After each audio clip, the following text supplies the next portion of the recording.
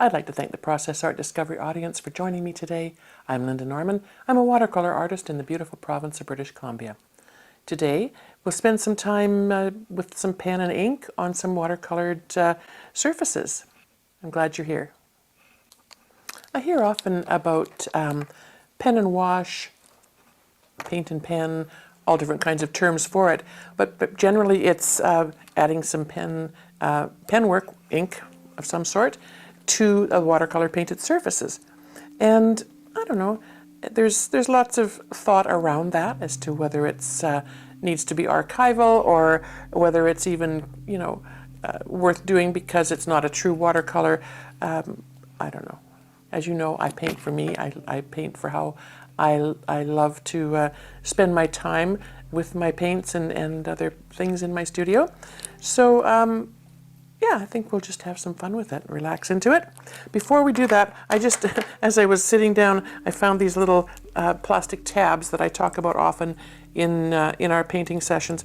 And I can't remember if I'd showed you this in the past or not, but I thought I would just quickly give you an example. I'm just going to move this for 1 second. How I take the knife, X-Acto knife, and just take those little tabs off. You can see it's on a few of them. There's, and so I take those off gently, and don't really want to spend a lot of time with it, but I do want to take those tabs off, and I don't want to cut in too deeply. Once I've done that, I have these little sanding blocks. You can pick them up at the dollar stores, hardware stores, that kind of thing. And I just give them just a little buff on the edges. Sometimes these corners can be a little bit sharp, and so every time I come down to my studio, I bring 1 or 2 down from my kitchen as they show up, and so I try to get them done before I put them in my little container on the side. So just a real quick buff, just to smooth off those sharp corners. Also, if on the odd one you can take some time and just buff it this way on both sides, you narrow that edge. Some of them can be quite chunky, and that's great for some applications, but sometimes you want just a finer line when you're dipping into your paint and popping that onto your surfaces. So that's just a real quick thing that I do to have these things handy. When I teach my classes, it's always fun to have a handful of these on hand for folks who don't have them or have come with perhaps a credit card that's been cut. The edges can be really sharp, and that can damage your paper. So just a real quick aside there for that. I always love to share little tidbits with you. So back to the business at hand.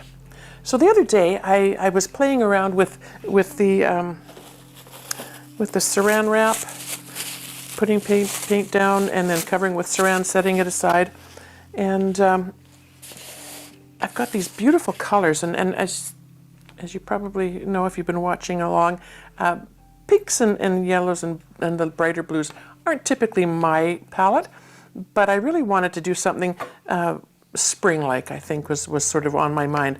So I put these colors on. Quinacridone Rose, which is this color in my palette. I'm really happy that I have added this to my palette. It's such a versatile color. That mixed with my quinacridone gold gives me a whole array of beautiful oranges for my sunsets and the things that I love to paint. Mixed with the French ultramarine blue. It gives the most luscious purples you can imagine, and I think if you have those colors, you can play around and explore the depth that you can get from those. So the pink, the quinacridone rose, takes sort of the biggest part of this painting. There is a quinacridone pink that's quite similar. Either one I think would be just fine. So I did 2 pieces of bits of color on 1 piece of paper, and I'm just going to grab my scissors. I usually have a big cutter, guillotine cutter, but I don't have it out at the moment. And just for convenience sake, I'm going to I'm not too precise or too worried about how this is going to be, because when I'm done, I'm going to pop this on to this little cradle board. I think this one's 5 inches by 5 inches, which works out just perfect. I will have a little bit on this paper to trim off on all sides. So I just want to get an idea when I'm drawing on this one, where I'm going to be able to fit that piece of that cradle board and get as much of that design in as possible. I do love this here. I can see where I can make something of that. So I want to make sure I get that in. So I'm going to bring that down to there, and I just want to make a really light line, just sort of give me an idea of how far to go this way with that design. And then the same with this one. And I think, oops, with this one, I can already see almost, and I think both of these are going to be maybe floral arrangement style of design. And I can see where this one would be wanting to go sort of up and out this way. So let's see where, and I do love how this is all sort of faded out, but I love that too. So I'm going to try to get as much of all of that in as I can. So if I went to there, so I just want, I don't want to come too far into that area as well. All right, I'll set that aside, and we'll set this one aside. The fun part of this for me is peeling off that saran or that plastic wrap, and I think I'll do another one of those in the future for us to do together. But when I teach my workshops, this is such a fun process for you to do. If you're feeling stuck and you can't think of anything that you want to paint, but you want to get in there and explore some things, give it a try. Water on your paper, lots of water. Drop in your thick, rich colors and let that color move through the water. Put the plastic wrap on, cover it up with a light book or something just to hold it in place, set it aside, let it dry. Pulling that plastic wrap off is like opening a gift every time. And when we do it in workshops, I love that we get everything from sea creatures to spacemen to flowers or you name it. All kinds of things just kind of emerge. Some of them are very animated and cartoonish, and some are very subtle and beautiful and almost classical looking.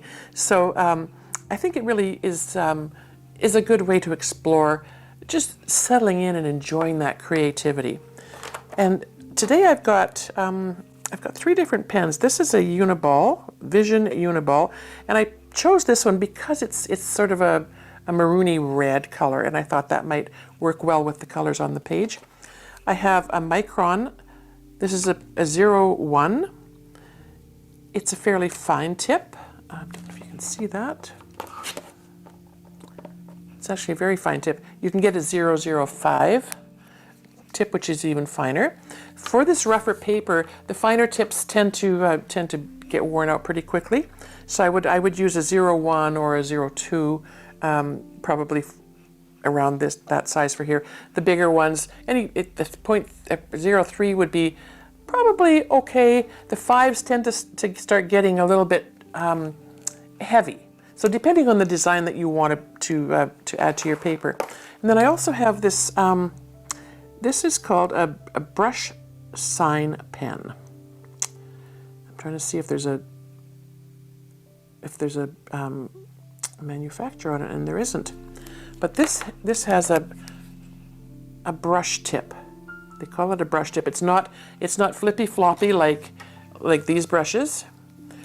It's fairly firm, almost like a felt pen, but it's going to give me just a more subtle, a lighter color than the black, sort of a dark grayish. I think I will keep it to those colors. You can get all colors of Micron pens and other fine point pens to doodle with.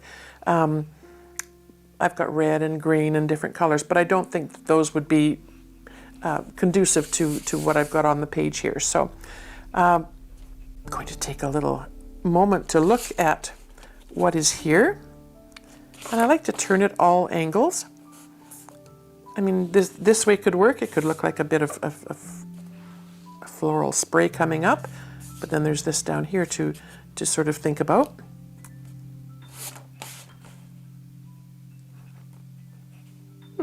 I'm not sure what I see. I don't really see anything popping out there.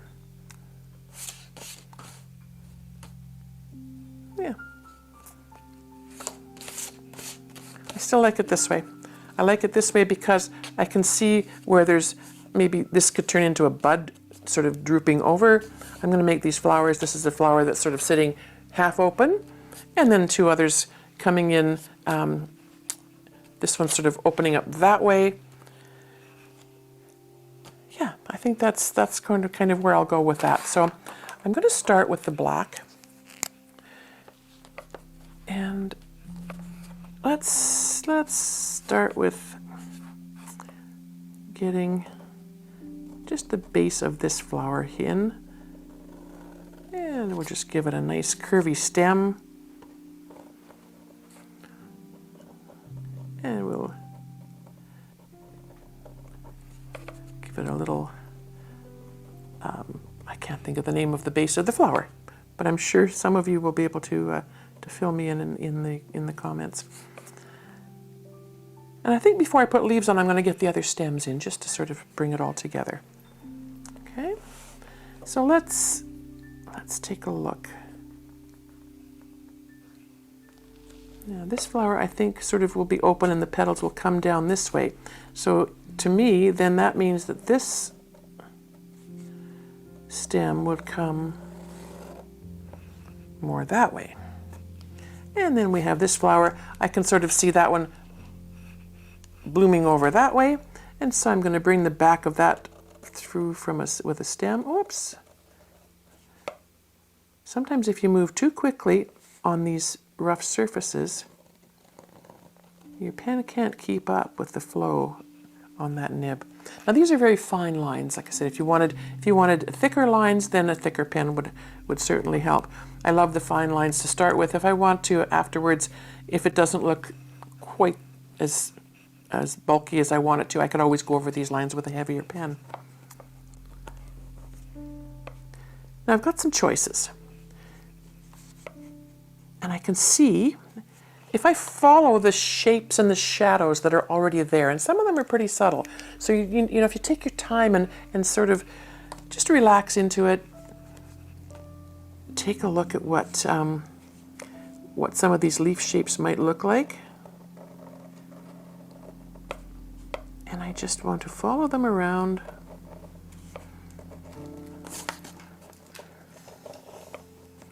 I don't know what kind of flowers these might be, but we'll just call them Lynda's flowers. That'll work. I forgot to put something on this little bud, and I want to make sure I do that. I'm going to add it to that stem there, I think.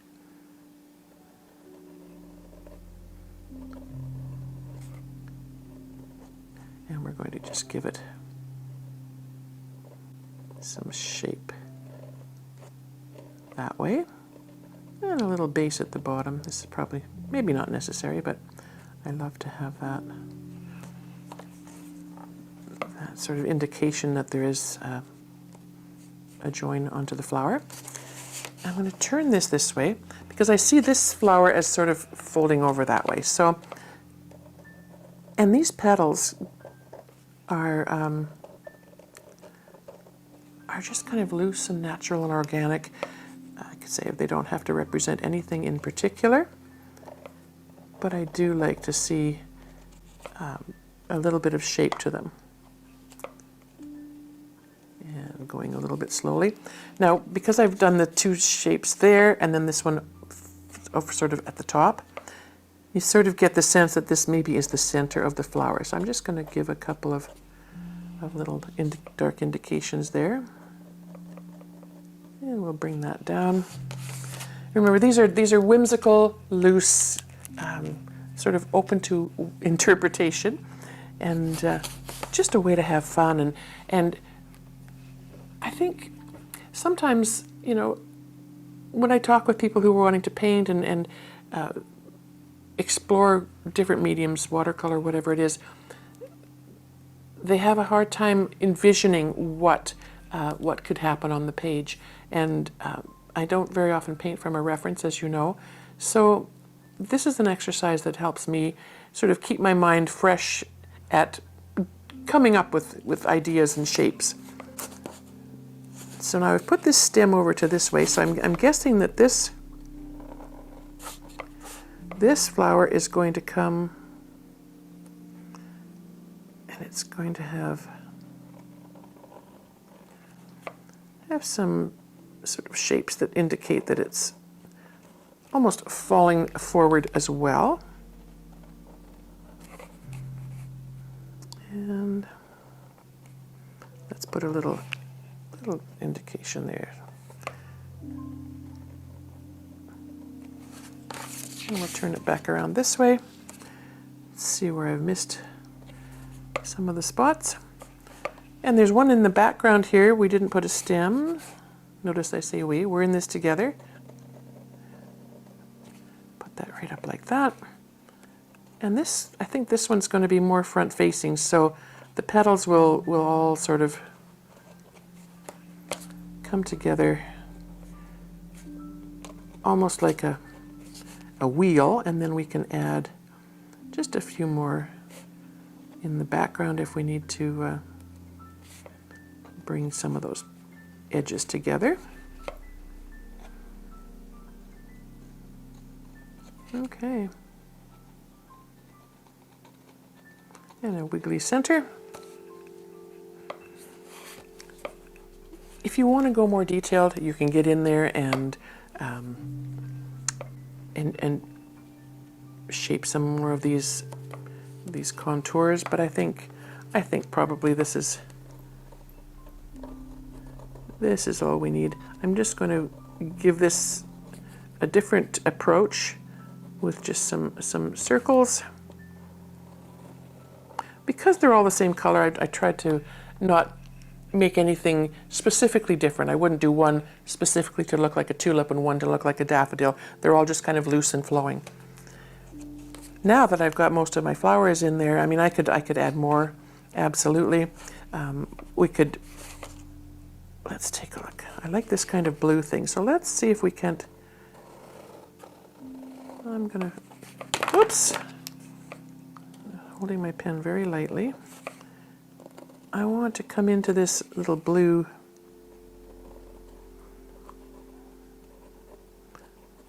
bit here and make it look like it's some kind of a longer shaped flower. And because I've done that there, I probably would want to try it somewhere else. I'm not sure exactly where. Maybe just up here in this blue part here. And we'll make it.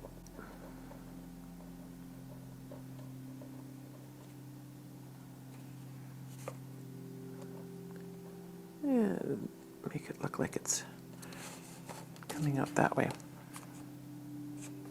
And that's probably all I would do with that, other than a few little leaves. I said I would add some of the burgundy, so let's do a little bit of that. Just to enhance some of the bases of the petals. Sorry, move that out of the way. Doesn't take much, just a little bit of pen work to indicate where there's some maybe a bit of shadow. And this one coming down, I think, will just indicate, if you use a few little curved lines, that sort of gives you a bit of contour on the shape of your leaves. And this one, the little bud, I think could use a little bit of help at the bottom, just to give it a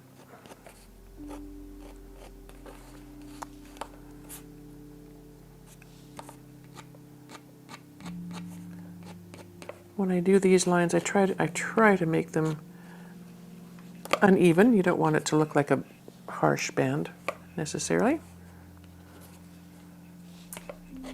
And a couple of those lines out further into the body.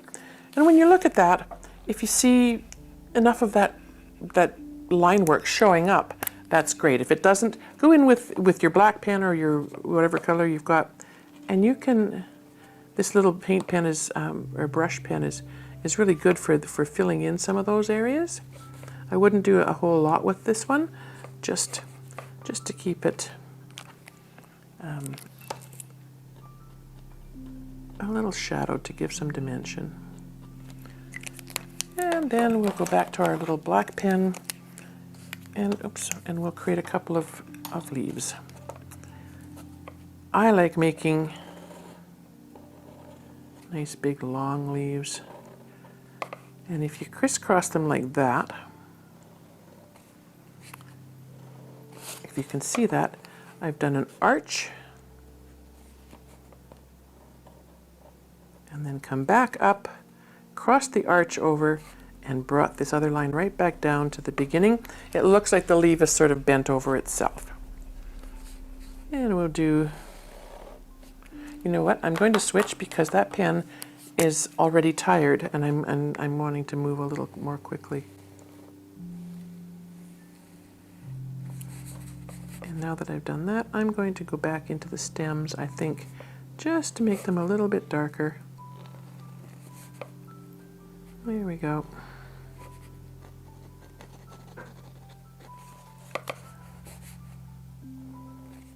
Color these in a little tiny bit.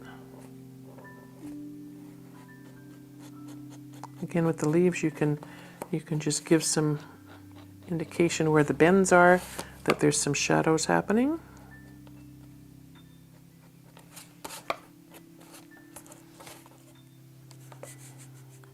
And then maybe we'll put another leaf up here. And one in here. So from here on, basically you're just doodling, adding bits and pieces.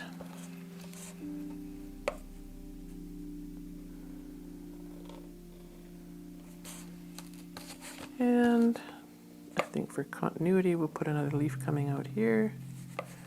And maybe one down there. And let's have a couple more on this side, just so it doesn't look too bare over here. And these are just shapes, right? They don't have to be, make that one look like it's coming from behind.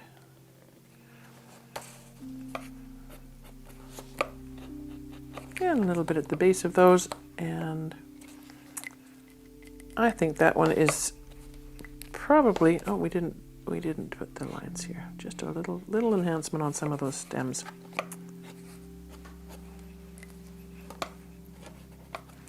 A little initial, and we're done. So this will be fun to put on that little cradle board. I'm excited for that. It'll it'll be a pretty little design.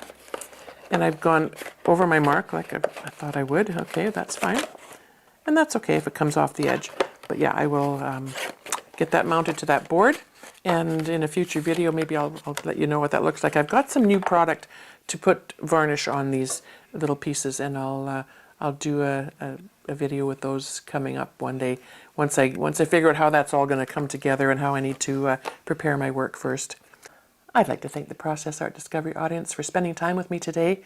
I really enjoyed just relaxing into putting shapes down on some color that we'd already applied to the paper. I found it relaxing. I hope you did too. For me, it's what it's all about, enjoying the color and the shapes and just finding the joy in all of that. If you like what you've seen, I invite you to subscribe to the channel or head on over to the members area.